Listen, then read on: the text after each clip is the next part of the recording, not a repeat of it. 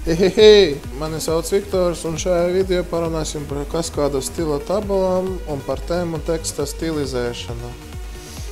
Pirmais, kas uz to attiecas, tā ir teksta krāsa. Es iekopēšu šito saturu savā. Atveru tukšu šablonu, uzreiz spiežu file save as un nosaukumā ierakstu 04 CSS tekst saglabāju un tā starp tegiem style un aizverošais styles iekopēju stilu, kas tiks piemērot selektoram body, virsrakstam H1 un virsrakstam H2. Lai redzētu šito rezultātu, mums būs nepieciešams arī koda body sadaļa ierakstīt H1 un H2. Tā ir izdarīts. Saglabājam. Tagad ejam uz mūsu mapi, kur mēs izveidojam jaunu failu. Dubult klikšķis un pārlūkā skatāmies rezultātu. Rezultāts ir tāds, ka rindkopai body tas piemērots visam saturam, kas ir tieši body sadaļā.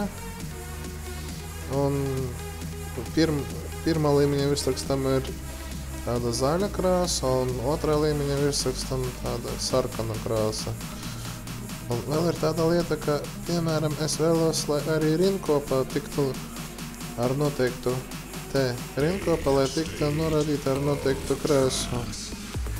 Tas ir iespējams. Eju uz style sadaļu, pierakstu P, atveru iekavu, color, te vienkārši var pierakstīt green, aizveru šito lietu, saglabāju, atjaunoju. Redziet, arī rindkopā ir piemērota teksta krāsa. Tālāk. Pēc teksta krāsas ir tāda iespēja teksta līdzinājums. Šajā piemērā es izmantošu, piemēram, divām rindkopām tiek definētas klases. Eju savu failu, ierakstu. Sanāk, ka būs selektoram rindkopa, bet ar klasi date un ar klasi main. Un te ir tekst elegant, write un justify. Kas būs nepieciešams? Būs nepieciešams pierakstīt šītas rindkopas P un aizveroša P.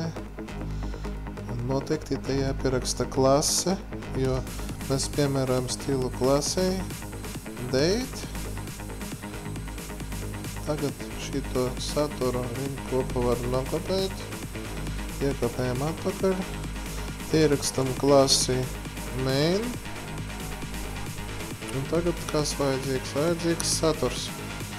Saturu mēs paņemam, es izveidoju vienkārši failu ar tekstu. Varētu redzēt to rezultātu. Tagad iekopēju vienu tekstu vienā rindkopā un vienu tekstu otrajā rindkopā. Saglabāju. Tagad atjaunojam mūsu failu un skatāmies rezultātu.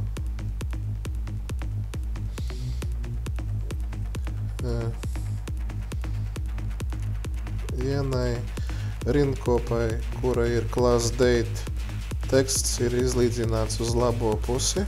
Te arī mēs varam to redzēt. Uz labo pusi.